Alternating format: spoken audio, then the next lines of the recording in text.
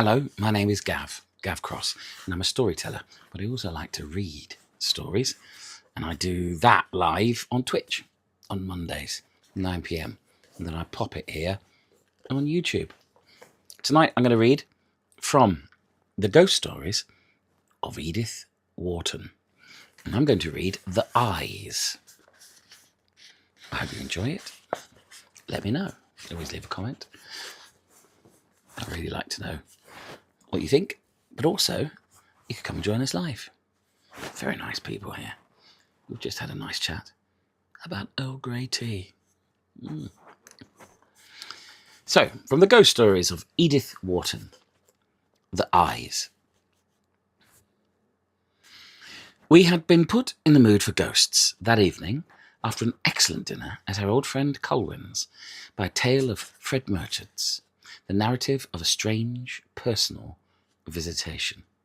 Seen through the haze of our cigars and by the drowsy gleam of a coal fire, Colwyn's library, with its oak walls and dark old bindings, made a good setting for such evocations, and ghostly experiences at first hand being, after Murchard's brilliant opening, the only kind acceptable to us, we proceeded to take stock of our group and tax each member for a contribution.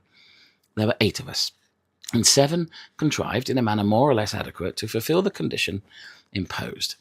It surprised us all to find that we could muster such a show of supernatural impressions, for none of us, except Murchard himself and young Phil Frenham, whose story was the slightest of the lot, had the habit of sending our souls into the invisible, so that, on the whole, we had every reason to be proud of our 7 exhibits, and none of us would have dreamed of expecting an 8th from our host. Our old friend, Mr. Andrew Colwyn, who sat back in his armchair, listening and blinking through the smoke circles with a cheerful tolerance of a wise old idol, was not the kind of man likely to be favoured with such contacts, though he had imagination enough to enjoy without envying the superior privileges of his guests. By age and by education, he belonged to the stout positivist tradition, and his habit of thought had been formed in the days of the epic struggle between physics and metaphysics. But he had been then and always a spectator, a humorous, detached observer of the immense muddled variety show of life, slipping out of his seat now and then for a brief dip into the convivialities at the back of the house, but never, as far as one knew, showing the least desire to jump on the stage and do a turn. Among his contemporaries there lingered a vague tradition of his having, at a remote period in a romantic clime, been wounded in a duel. But this legend no more tallied with what we younger men knew of his character than my mother's assertion that he had once been a charming little man with nice eyes, corresponded to any possible reconstitution of his dry, thwarted physiognomy.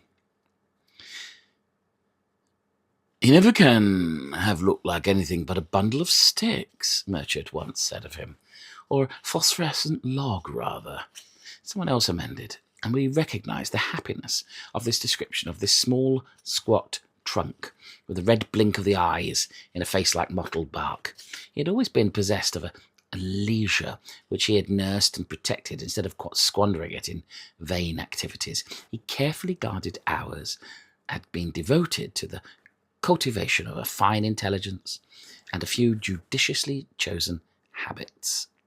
And none of the disturbances common to human experience seemed to have crossed his sky.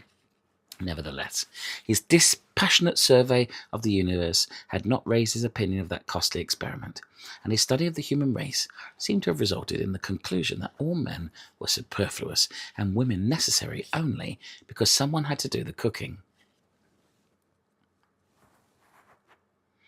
On the importance of this point, his convictions were absolute, and gastronomy was the only science which he revered as dogma.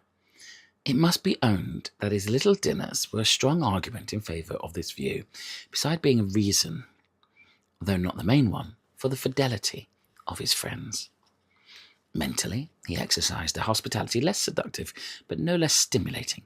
His mind was like a forum, or some open meeting place for the exchange of ideas, somewhat cold and draughty, but light, spacious, and orderly, a kind of academic grove from which all the leaves had fallen. In this privileged area, a dozen of us will want to stretch our muscles and expand our lungs, and as if to prolong as much as possible the tradition of what we felt to be a vanishing institution, one or two neophytes were now and then added to our band. Young Phil Frenham was the last, and the most interesting of these recruits, and a good example of Murchard's somewhat morbid assertion that our friend liked 'em juicy. It was indeed a fact that Colwyn, for all his mental dryness, especially tasted the lyric qualities in youth. He was far too good an Epicurean to nip the flowers of soul which he gathered for his garden. His friendship was not a disintegrating influence. On the contrary, it forced the young idea to rebust a bloom, and in Phil Frenham he had a fine subject for experimentation. The boy was really intelligent, and the soundness of his nature was like a pure paste under a delicate glaze. Colwyn had fished him out of a thick fog of family dullness and pulled him up to a peak in Darien, and the adventure hadn't hurt him a bit. Indeed, the skill with which Colwyn had contrived to stimulate his curiosities, without robbing them of their young bloom of awe, seemed to me a sufficient answer to Murchard's ogreous metaphor. There was nothing hectic in Frenham's efflorescence, and his old friend had not laid even a fingertip on the sacred stupidities. One wanted no better proof of that than the fact that Frenham still reverenced them in Colwyn. "There's a side of him you fellows don't see. I believe that story about the duel," he declared. And it was one of the very essence of this belief, and it should impel him, just as our little party was dispersing, to turn back to our host with an absurd demand. "And now you've got to tell us your ghost." The outer door had closed on Murchard and the others. Only Frenham and I remained, and a vigilant servant who presided over Colwyn's destinies, having brought a fresh supply of soda water, had been laconically ordered to bed. Colwyn's sociability was a night-blooming flower, and we knew that he expected the nucleus of his group to tighten around him after midnight. But Frenham's appeal seemed to disconcert him comically, and he rose from the chair in which he had just reseated himself after his farewells in the hall. "My ghost? Do you suppose I'm fool enough to go to the expense of keeping one of my own, when there are so many charming ones in my friends' closets? Take a cigar," he said, rolling towards me with a laugh. Frenham laughed too, pulling up his slender height before the chimney-piece as he turned to face his short, bristling friend. "Oh," he said, "you'd never be content to share if you met one you really liked." Colwyn had dropped back into his armchair, his shock head embedded in his habitual hollow, his little eyes glimmering over a fresh cigar. "Liked? Liked? Good Lord," he growled. "Ah, you have, then." Frenham pounced on him with some interest, with a sidewise glance of victory at me. But Colwyn cowered gnome-like among his cushions, dissembling himself in a protective cloud of smoke. "What's the use of denying it? You've seen everything, so of course you've seen a ghost." His young friend persisted, talking intrepidly into the cloud. "Or you haven't seen one, it's only because you've seen two." The form of the challenge seemed to strike our host. He shot his head out of the mist with a queer, tortoise-like motion. He seemed and blinked approvingly at Frenham. "Yes," he suddenly flung at us with a shrill jerk of laughter. "It's only because I've seen two." The words were so unexpected that they dropped down and down into a fathomless silence, while we continued to stare at each other over Colwyn's head, and Colwyn stared at his ghosts. At length, Frenham, without speaking, threw himself into the chair on the other side of the hearth and leaned forward with his listening smile. "Oh, of course, they're not show ghosts. A collector wouldn't think anything of them. Don't let me raise your hopes. Their one merit is their numerical strength, the exceptional fact of there being two. But as against this, I'm bound to admit that at any moment I could probably have exercised them both by asking my doctor for a prescription, or my occultist for a pair of spectacles. Only, as I never could make up my mind whether to go to the doctor or the oculist, whether I was afflicted by optical or digestive delusion, I left them to pursue their interesting double life, though at times they made mine exceedingly comfortable. Yes, uncomfortable, and you know how I hate to be uncomfortable, but it is part of my stupid pride. When the things began not to admit that I could be disturbed by the trifling matter of seeing two, and then I'd no reason really to suppose I was ill. As far as I knew, I was simply bored, horribly bored.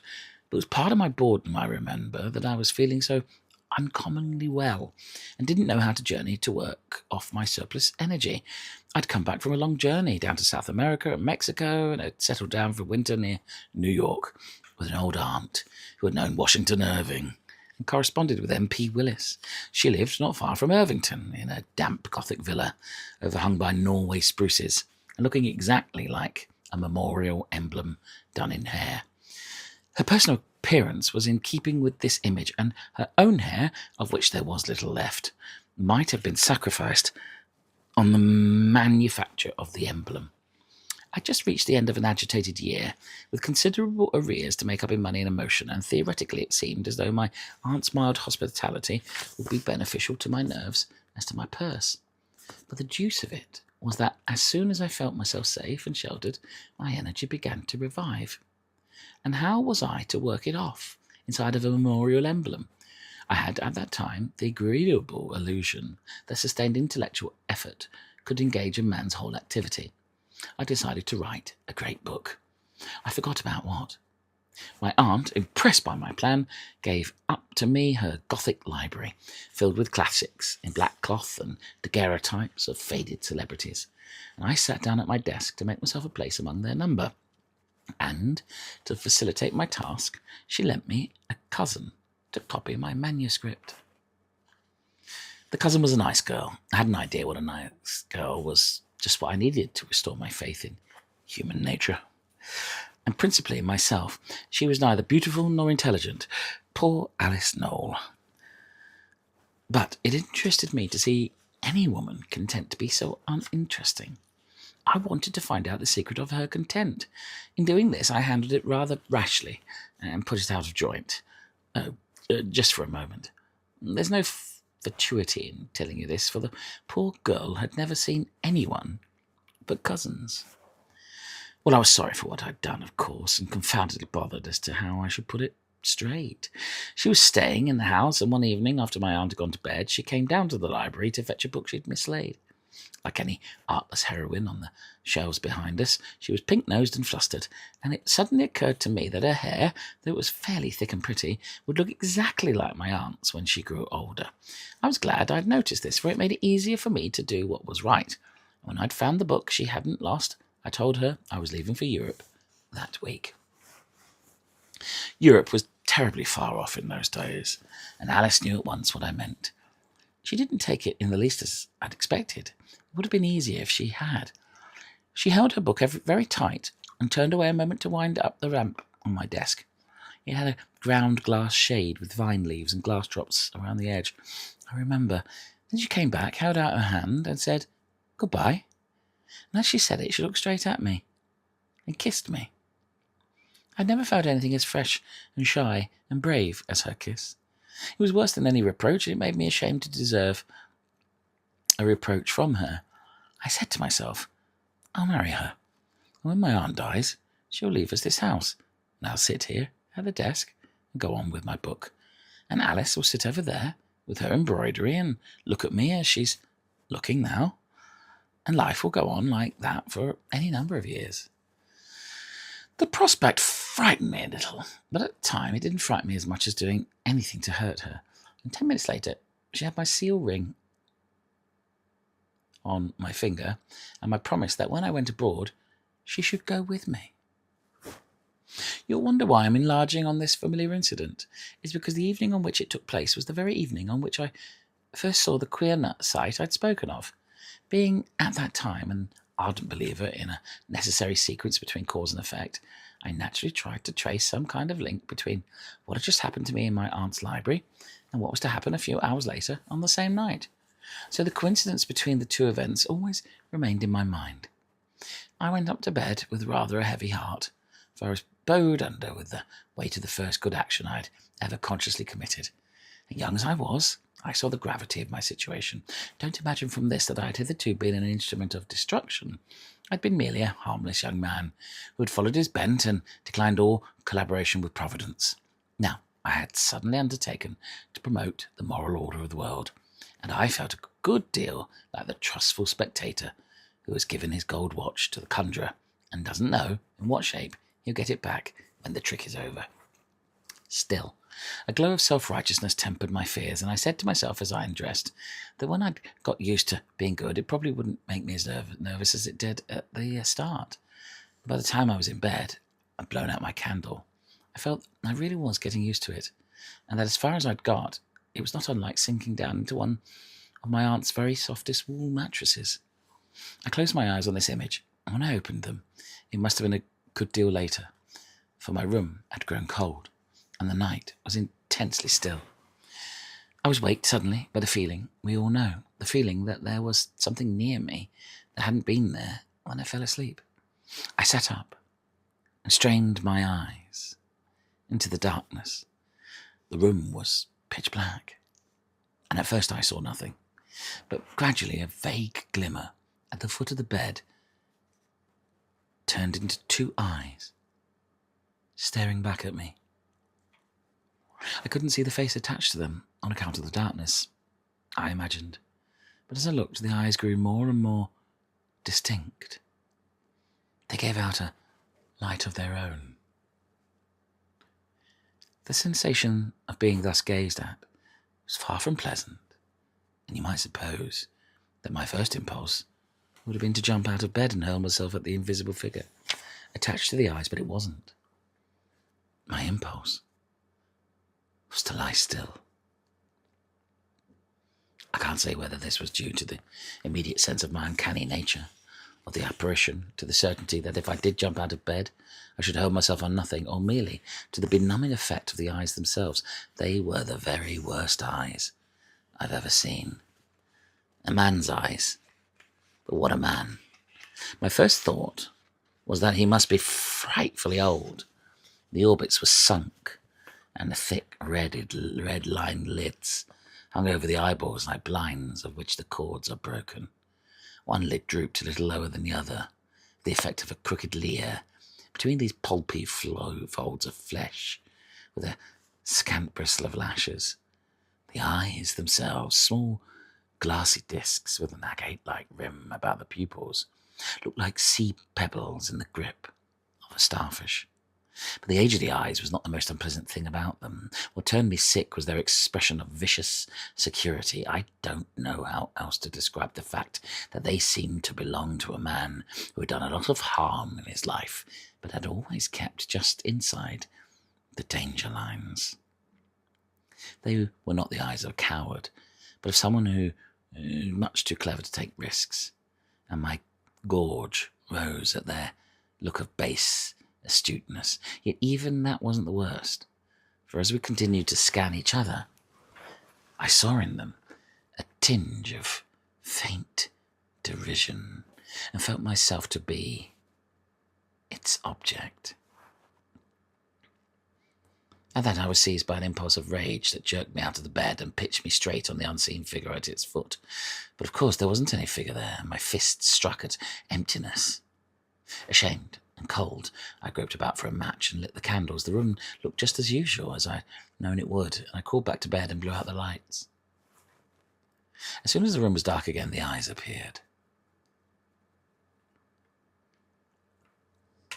I now applied myself to explaining them on scientific principles.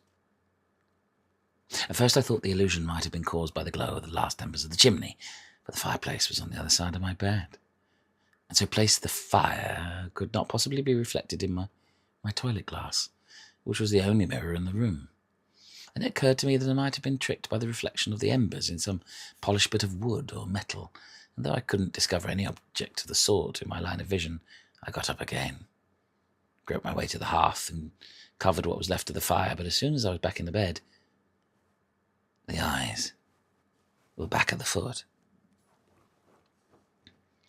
They were a hallucination then, that was plain, But the fact that they were not due to any external dupery didn't make them a bit pleasanter to see. Or if they were a projection of my inner consciousness, what the deuce was the matter with that organ? I'd gone deeply enough into the mystery of morbid pathological states to picture the conditions under which an exploring mind might lay itself open to such a midnight admonition. But I couldn't fit it to my present case. I had never felt more normal, mentally and physically. And the only unusual fact in my situation, that of having assured the happiness of an amiable girl, did not seem of a kind to summon unclean spirits about my pillow. But there were the eyes, still looking at me. I shut mine and I tried to evoke a vision of Alice Knowles.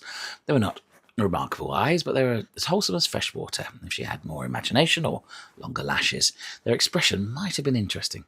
As it was, they did not prove very efficacious, and in a few moments I perceived that they had mysteriously changed into the eyes at the foot of the bed. It exasperated me to feel these glaring at me through my shut lids than to see them, and I opened my eyes again and looked straight into their hateful stare. And so it went on, all night. Can't tell you what that night was, nor how long it lasted. Have you ever lain in bed, hopelessly wide awake, tried to keep your eyes shut, knowing that if you opened them, you'd see something you dreaded and loathed? It sounded easy, but it's devilish hard. Those eyes hung there and drew me. I had the vertige de l'abîme, and their red lids with the edge of my abyss. I'd known nervous hours before, hours where I'd felt the wind of danger on my neck, but never this kind of strain. It wasn't that the eyes were so awful, they hadn't the majesty of the power of darkness, but they had, how should I say, a physical effect that was the equivalent of a bad smell. Their look left a smear, like a snail's. I didn't see what business they had with me, anyhow, and I stared and stared, trying to find out. I don't know what effect they were trying to produce, but the effect they did produce was that of making me pack my portmanteau and bolt to town early the next morning. I left a note for my aunt, explaining that I was ill and had gone to see my doctor. And as a matter of fact, I did feel uncommonly ill. The night seemed to have pumped all the blood out of me. But when I reached town, I didn't go to the doctor's. I went to a friend's rooms and threw myself on a bed and slept for 10 heavenly hours. When I woke, it was the middle of the night, and I turned cold on the thought of what might be waiting for me.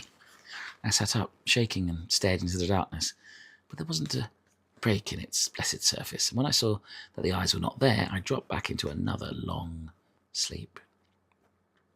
I'd left no word for Alice when I fled, because I meant to go back the next morning, but the next morning I was too exhausted to stir. As the day went on, the exhaustion increased. Instead of wearing off like the lassitude left by an ordinary night of insomnia, the effect of the eyes seemed to be cumulative, and the thought of seeing them again grew intolerable. For 2 days I struggled with my dread, but on the third evening I pulled myself together and decided to go back the next morning. I felt a good deal happier as soon as I decided, for I knew that my abrupt disappearance and the strangeness of my not writing must have been very painful for poor Alice. That night I went to bed with an easy mind and fell asleep at once, but in the middle of the night I woke. And there were the eyes. Oh, and I simply couldn't face them. And instead of going back to my aunt's, I bundled a few things into a trunk and jumped into the first steamer for England. I was so dead tired when I got on board that I crawled straight into my berth and slept most of the way over. And I can't tell you the bliss it was to wake from those long stretches of dreamless sleep and look fearlessly into the darkness, knowing that I shouldn't see the eyes. I stayed abroad for a year. Then I stayed for another, and during that time I never had a glimpse of them. That was enough reason for prolonging my stay, if I'd been on a desert island. Another was, of course, that I'd perfectly come to see on my voyage over the folly, complete impossibility of my marrying Alice Knowles. The fact that I had been so slow in making this discovery annoyed me and made me want to avoid explanations. The bliss of escaping at one stroke from the eyes and from this other embarrassment gave my freedom an extraordinary zest, and the longer I savoured it, the better I liked the taste. The eyes had burned such a hole in my consciousness that for a long time I went on puzzling over the nature of the apparition, and I wondering nervously if it would ever come back.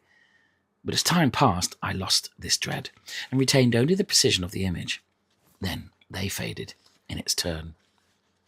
The second year found me settled in Rome, where I was planning, I believe, to write another great book, a definitive work on Etruscan influences in Italian art.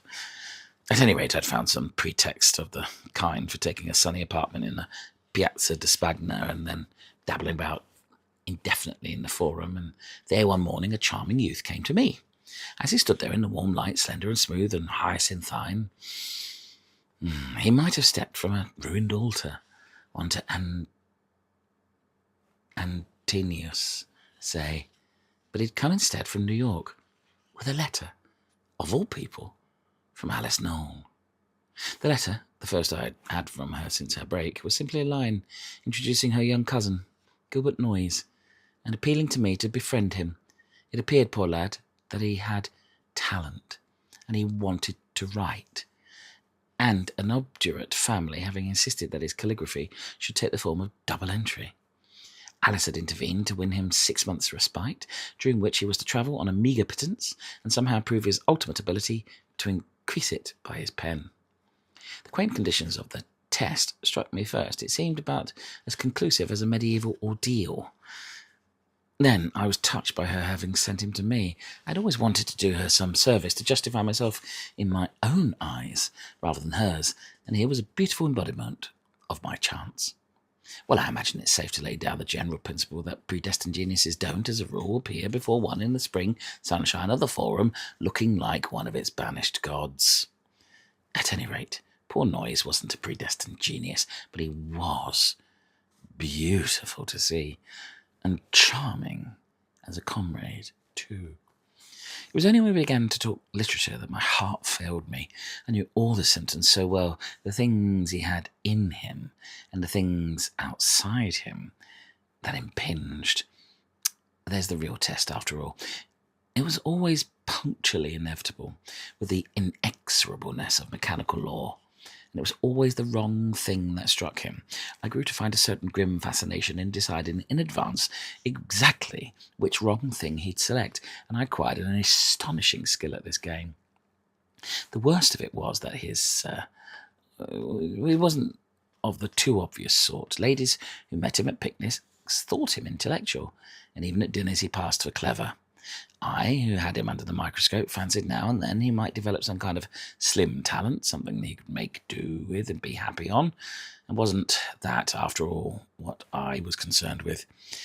So charming, he continued to be so charming, that he called forth all my charity in support of this argument, and for the first few months I really believed there was a chance for him. Those months were delightful. Noyes was constantly with me, and the more I saw of him, the better I liked him. His stupidity was a natural grace, and it was as beautiful, really, as his eyelashes. And he was so gay, so affectionate, so happy with me, that telling him the truth would have been about as pleasant as slitting the throat of some artless animal. At first I wonder what had put into that radiant head the detestable delusion that it had a brain. Then I began to see that it was simply protective mimicry, an instinctive ruse to get away from the family life and an office desk. Not that Gilbert didn't, dear lad, believe it himself. There wasn't a trace of hypocrisy in his composition. He was sure that his call was irresistible, while to me it was a saving grace of his situation that it wasn't. That a little money, a little leisure, a little pleasure would have turned him into an inoffensive idler. Unluckily, however, there was no hope of money. With the grim alternative of the office desk before him, he couldn't postpone his attempt at literature. The stuff he turned out was deplorable, and I see now that I knew it from the first. Still, the absurdity of deciding a man's whole future on a first trial seemed to justify me in withholding my verdict, and perhaps even in encouraging him a little, on the ground that the human plant generally needs warmth to flower.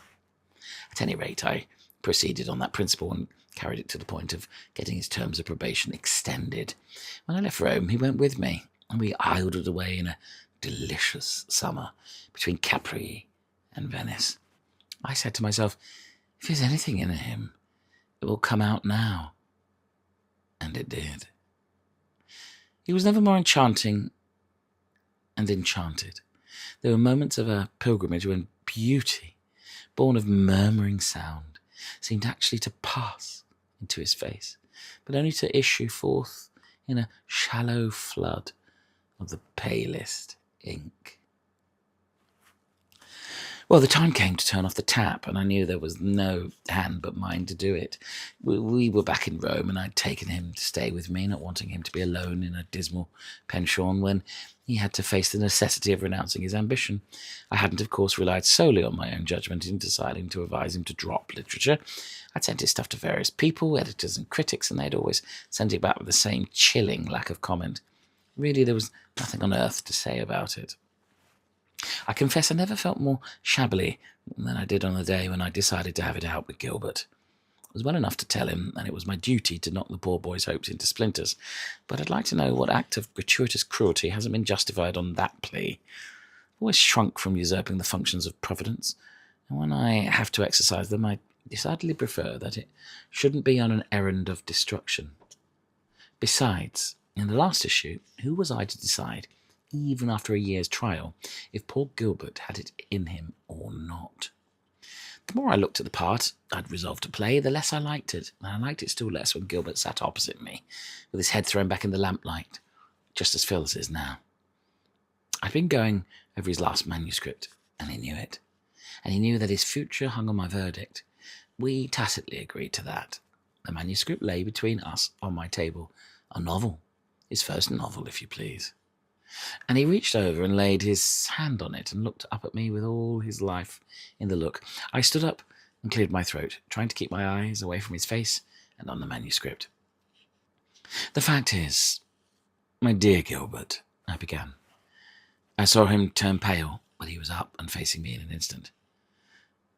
"Oh, look here, don't take on so, my dear fellow. I'm not so awfully cut up as all that." His hands were on my shoulders. He was laughing down at me from his full height, the kind of mortally stricken gaiety that drove the knife into my side. He was too beautifully brave for me to keep up any humbug about my duty, and it came over me suddenly how I should hurt others in hurting him, myself first, since sending him home meant losing him, but more particularly poor Alice Noel, to whom I had so uneasily longed to prove my good faith and my immense desire to serve her. It really seemed like failing her twice to fail Gilbert.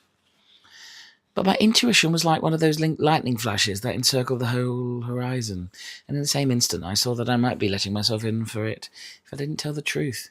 I said to myself, I shall have him for life. And I'd never yet seen anyone, man or woman, whom I was quite sure of wanting on those terms. Well, this impulse of egotism decided me. I was ashamed of it, and to get away from it, I took a leap that landed me straight in Gilbert's arms. "The thing's all right, and you're all wrong," I shouted up at him as he hugged me, and I laughed, and I shook in his incredulous clutch. I had for a minute the sense of self-complacency that is supposed to attend the footsteps of the just. Hang it all, making people happy has its charms. Gilbert, of course, was for celebrating his emancipation in some spectacular manner, but I sent him away alone to explode his emotions and went to bed to sleep off mine. As I undressed, I began to wonder what their aftertaste would be. So many of the finest don't keep. Still, I wasn't sorry. I meant to empty the bottle, even if it did turn a trifle flat. After I got into bed, I lay for a long time smiling at the memory of his eyes, his blissful eyes. Then I fell asleep, and when I woke, the room was deathly cold, and I sat up with a jerk. There were the other eyes. It was 3 years since I'd seen them, and I thought of them so often that I fancied that they could never take me unawares again. Now, with their red sneer on me, I knew that I'd never really believed they would come back, that I as defenceless as ever against them. As before, it was the insane irrelevance of their coming that made it so horrible. What the deuce were they after? To leap out at me in such a time. I'd lived more or less carelessly in the years since I'd seen them, though my worst indiscretions were not dark enough to invite the searchings of their infernal glare. But at this particular moment I was really in what might have been called a state of grace. And I can't tell you how the fact added to their horror, but it's not enough to say they were as bad as before. They were worse. Worse, by just as much as I'd learned of life in the interval, by all the damnable implications my wider experience read into them, I saw now what I hadn't seen before, that they were eyes which had grown hideous, gradually, which had built up their baseness, coral-wise, bit by bit, out of a series of small turpitudes slowly accumulated through the industrial years. Yes, it came to me, what made them so bad was that they'd grown bad so slowly. There they hung in the darkness, their swollen lids dropped across the little watery bulbs, rolling loose in their orbits, and a puff of fat flesh, making a muddy shadow underneath. As their filmy stare moved my movements, there came over a sense of their tacit complicity, of a deep hidden understanding between us that was worse than the first shock of their strangeness. Not that I understood them, but they made it so clear that some day I should. Yes, that was the worst part of it, decidedly, and it was a feeling that became stronger each time they came back to me, for they got into the damnable habit of coming back. They reminded me of vampires with a taste of young flesh. They seemed to gloat over the taste of a good conscience. Every night for a month they came to claim their morsel of mine. Since I'd made Gilbert happy, they simply wouldn't loosen their fangs. The coincidence almost made me hate him, poor lad. Fortuitous as I felt it to be, I puzzled over it a good deal, but I couldn't find any hint of its explanation, except in the chance of his association with Alice Knoll.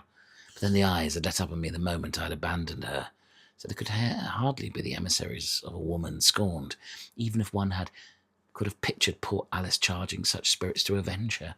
That set me thinking, and I began to wonder if they would let up on me if I abandoned Gilbert. The temptation was insidious, and I had to stiffen myself against it. But really, dear boy, he was too charming to be sacrificed to such demons, and so, after all, I never found out what they wanted. The fire crumbled, sending up a flash which threw into relief the narrator's gnarled red face under its grey-back stubble. Pressed into the hollow of the dark leather armchair, it stood out an instant like an intaglio of yellowish red-veined stone, with spots of enamel for the eyes. Then the fire sank, and in the shaded lamplight it became more a dim Rembrandtish blur. Phil Frenham, sitting in a low chair on the opposite side of the hearth, one long arm propped on the table behind him, one hand supporting his thrown-back head, and his eyes steadily fixed on his old friend's face, had not moved since the tale began. He continued to maintain his silent immobility after Colwyn had ceased to speak, and it was I who, with a vague sense of disappointment at the sudden droop of the story, finally asked, "But how long did you keep seeing them?" Colwyn so sank into his chair, and he seemed like a heap of his own empty clothes, stirred a little, and if in surprise at my question, he appeared to have half forgotten what he'd been telling us. "How long?" On and off, all that winter. It was infernal. I never got used to them. I grew really ill. Frenham shifted his attitude silently, and as he did so, his elbow struck against a small mirror in a bronze frame standing on the table behind him. He turned and changed its angle slightly. Then he resumed his former attitude, his dark head thrown back on his lifted palm, his eyes intent on Colwyn's face. Something in his stare embarrassed me, as if to divert attention from it. I pressed on with another question. "And you never tried sacrificing Noise?" "Oh, no. The fact is, I didn't have to.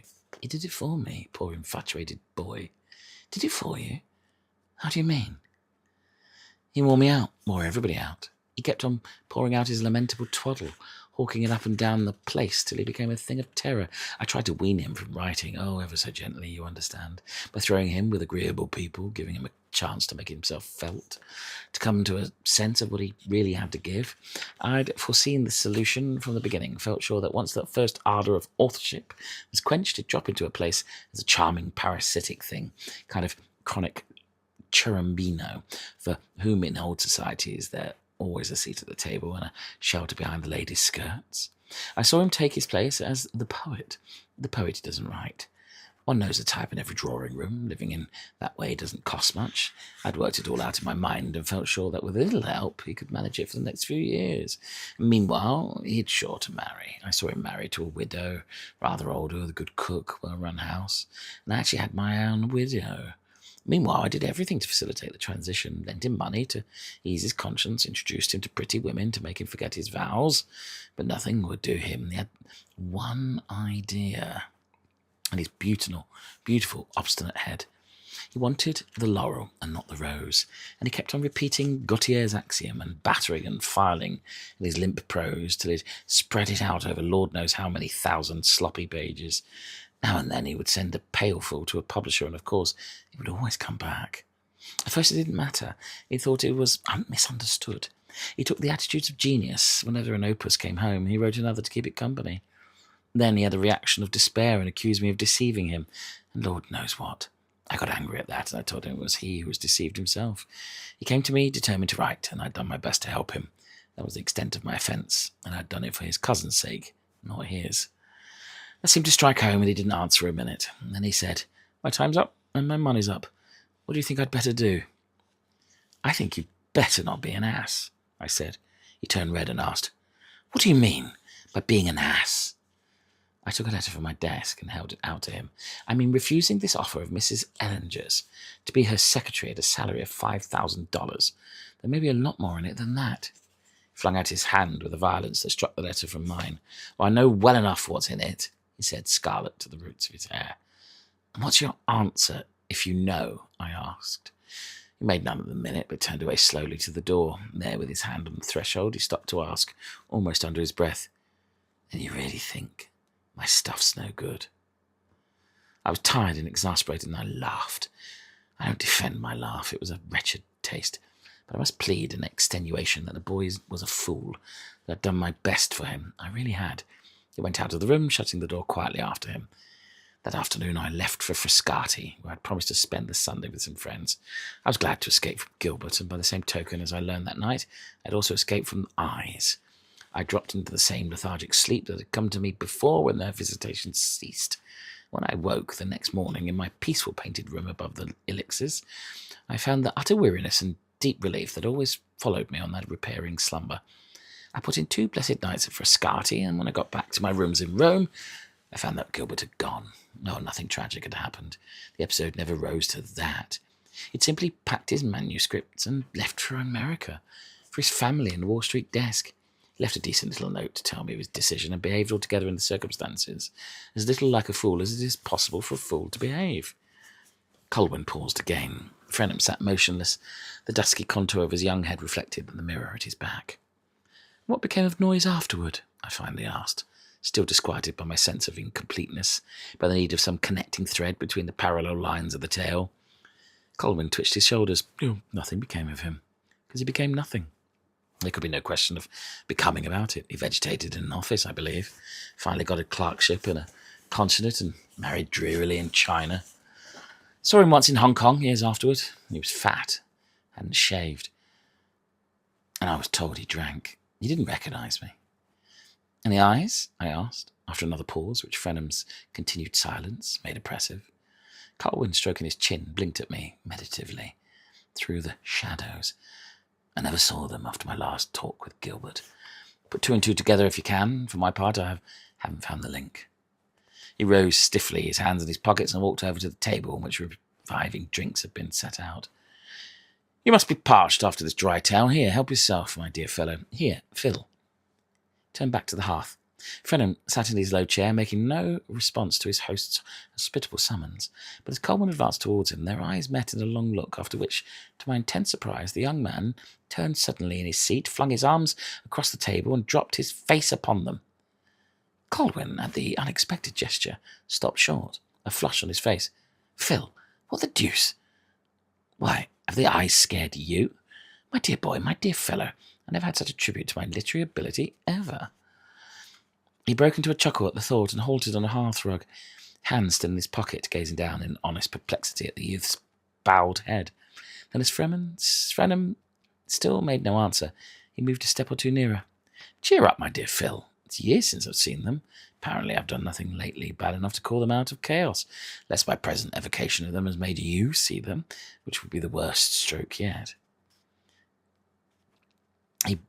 His bantering appeal quivered off in an uneasy laugh, and he moved still nearer, bending over Frenham and laying his gouty hands on the lad's shoulders.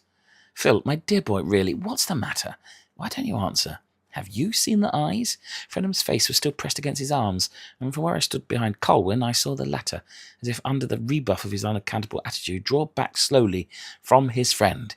As he did so, the light of the lamp on the table fell full on his perplexed, congested face, and I caught its sudden reflection in a mirror behind Frenham's head. Colwyn saw the reflection also. He paused, his face level with the mirror, as if scarcely recognising the countenance in it as his own. But as he looked, his expression gradually changed. For an appreciable space of time, he and the image in the glass confronted each other with a glare of slowly gathering hate. Then Colwyn let go of Frenham's shoulders and drew back a step, covering his eyes with his hands. Frenham, his face still hidden, did not stir.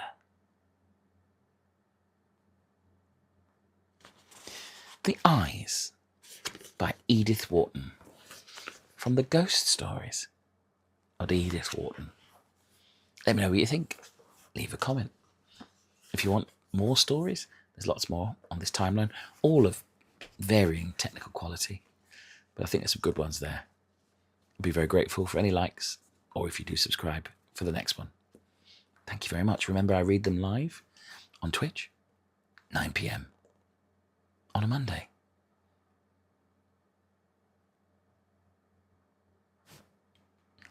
Blimey. Hello, Jacob, if you're still here.